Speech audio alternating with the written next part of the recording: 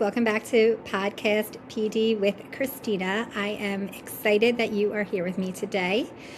We are a couple weeks into the last quarter of the school year, and I have been a little delayed in my podcast because I have been switching from one platform to another, and so that took a couple weeks.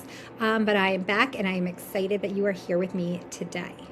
So over the next few weeks, we really aren't going to be focusing on anything new. We are simply going to refine what we're already doing and what we already know. And for me, one of the biggest levers that I think we have in education is the people that work in our buildings. It's how we respond, it's how we speak, it's how we show up in moments that feel anything but calm, that really influence how our students behave and how they respond to us. Because the reality is that students don't just learn their educational content from us, they're really learning how to be humans. And so this episode, and really the focus moving forward, is about small intentional shifts that make a big difference in our classrooms. Because we remember that when a student is dysregulated, their brain isn't in a space that they can learn. The amygdala, that part that is responsible for detecting threat, takes over. And the prefrontal cortex, that part that's responsible for decision making and impulse control and reasoning, that part goes right off a line. And here's the part that we don't always say out loud when we're talking about how dysregulation can show up in a classroom. And that is that the adult nervous system is what sets the tone for the room. If adults come in and our nervous system is already dysregulated, then we can further escalate situations that are occurring in our classroom. But the opposite is also true. If we are regulated and we are demonstrating calm behavior, then we can create the conditions for regulation for our students. And that is what I mean by co-regulation. Students are able to borrow our calm before they can access their own. And so over the next couple weeks, I am really just honing in on some simple look-fors. I am looking for a calm tone, teacher language, and preserving dignity. And then really like how this all actually looks in our real classrooms. And so I want to talk through a little bit of what each of those look-fors look like so you know, and can also reach out in how you want to be best supported in this. So when I say calm tone, I am really looking for adults who are intentionally regulating themselves first, keeping their voice low and steady, using proximity instead of volume, pausing before responding, and avoiding power struggles in the classroom. And so this might look like walking over to a student instead of calling them out across the room. Or it might be giving a quiet reminder instead of a public correction, or even taking a breath before responding to something that's frustrating. It also means that we are aware of our nonverbals, our facial expressions, body language, pace of movement, because students read those just as much as they hear your words. A calm tone sounds like short, clear directions instead of long explanations, using neutral language instead of emotional reactions, and consistency from moment to moment, so students know what to expect. It might mean narrating what you want to see. We're getting ready to transition quietly instead of reacting to what's going wrong. We're giving ourselves a quick reset before addressing behavior, so you're responding, not reacting. It also means recognizing when a situation is escalating and choosing to de-escalate rather than win. Stepping back, lowering your voice even more, or offering a simple reset instead of engaging in a back and forth. And just as importantly, it's about repair. If your tone does escalate, coming back and resetting with students so that they see that regulation is something we all practice. We're not looking for perfection. We're looking for effort and awareness in those moments, and that's what matters the most, because those are the moments that students are going to remember and respond to. And when we are using reinforcing language, I'm looking for teachers who are naming exactly what students are doing well so that the behaviors are clear and repeatable. That means moving beyond good job. And instead of saying things like, you followed directions the first time, that's being responsible. Or you stayed with that problem even when it was tricky. That's perseverance. I'm looking for this happening proactively, not just after something goes wrong, during transitions, during independent work, and especially when students who need that positive reinforcement the most.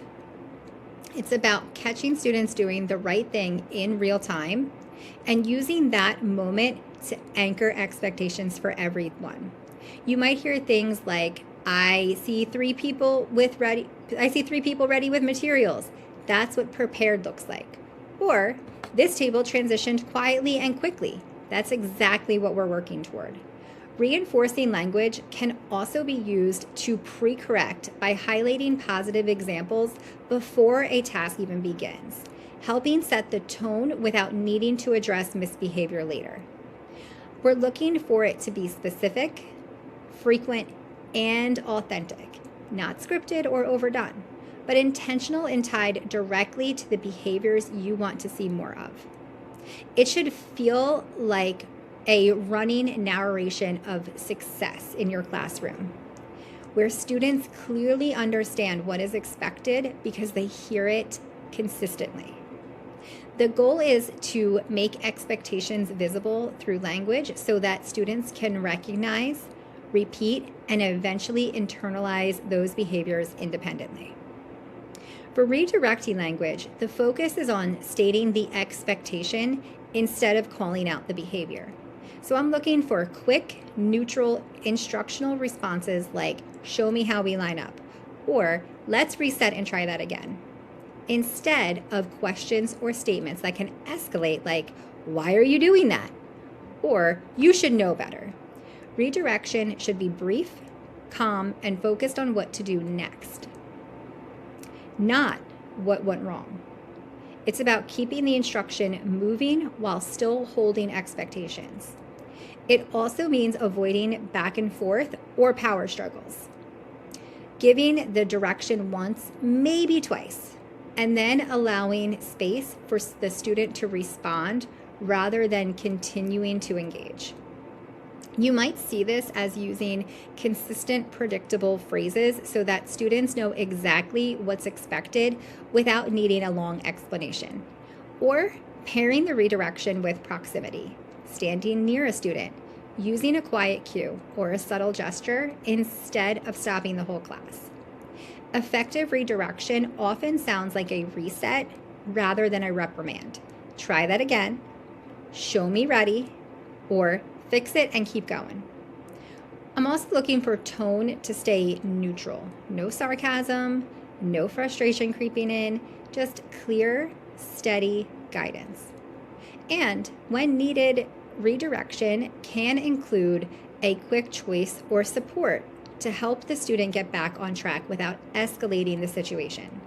The goal is to guide behavior efficiently and respectfully so that learning continues and students feel supported, not singled out.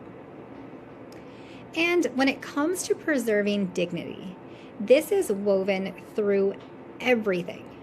We're looking for adults who are mindful of how corrections are delivered, keeping them as private as possible, using a neutral tone and body language, avoiding sarcasm or public callouts, and remembering that every interaction either builds or breaks trust.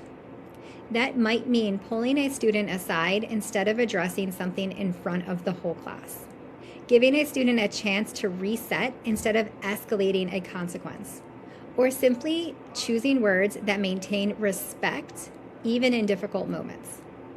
But this goes deeper than just being nice.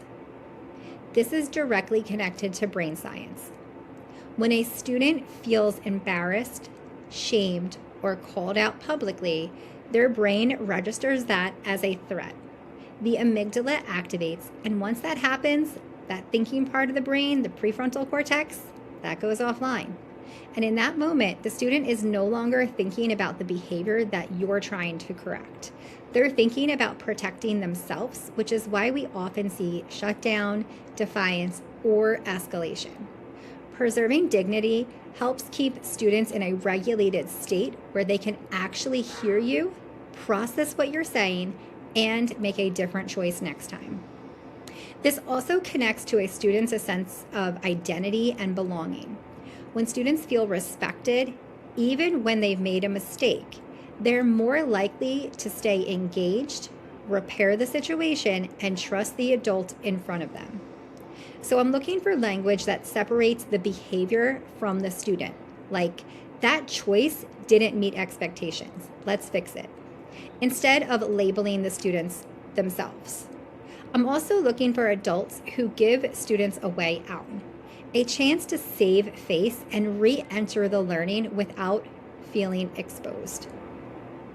That might look like quietly placing a note on their desk, using a nonverbal signal, or offering a reset option like take a minute, then come back ready.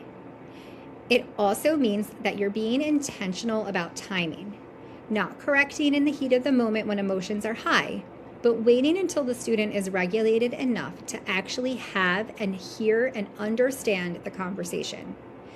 And just like with calm tone, this includes repair. If something does come out more harshly than intended, going back and saying, I want to reset that. I should have handled that differently, models accountability and reinforces that relationship matters more than the moment. Ultimately, preserving dignity is about creating psychological safety. It tells students that even when you mess up, you are still respected here. And that's what allows classrooms to function. Not fear, not control, but trust. When dignity is preserved, students are far more likely to respond, reflect, and grow. And when it's not, we often spend more time managing behavior than actually teaching. As I'm in classrooms, these are the small things that I'm looking for. Not big performative moments, nothing that takes a ton of planning, but the everyday interactions that really shape classroom culture. You might not even realize that you're doing them, and that's the point. This work is about making the invisible visible and becoming more intentional about the moves that we're already making. And here's the real talk, guys. This work is hard. It takes a lot of energy to stay calm when you're overwhelmed, to be intentional when you're exhausted, and to respond instead of react. And many times, we're doing this while carrying a lot of stress. There's a lot of emotions. There's a lot of things happening outside of school that you're bringing in. And so if you've tried these strategies and it doesn't always go perfectly, that doesn't mean it's not working. It means that you're doing the work. It isn't about getting right every time. It's about just being a little more intentional than you were yesterday. So, as you move through your day, don't try to do all 4 things at once. Just pick one focus. Maybe today it's your tone. Be aware of your volume and your pace. Maybe it's reinforcing language, trying to name the specific behaviors you want to see more of. Or perhaps it's redirection, keeping your responses short, neutral, and focused on expectations. And just notice it, reflect on it, and adjust as needed. Talk to your colleagues, stay curious, ask questions. Because these small shifts over time are what create the classrooms that our students need and deserve. I hope to see you next time on Podcast PD with Christina. Have a great day.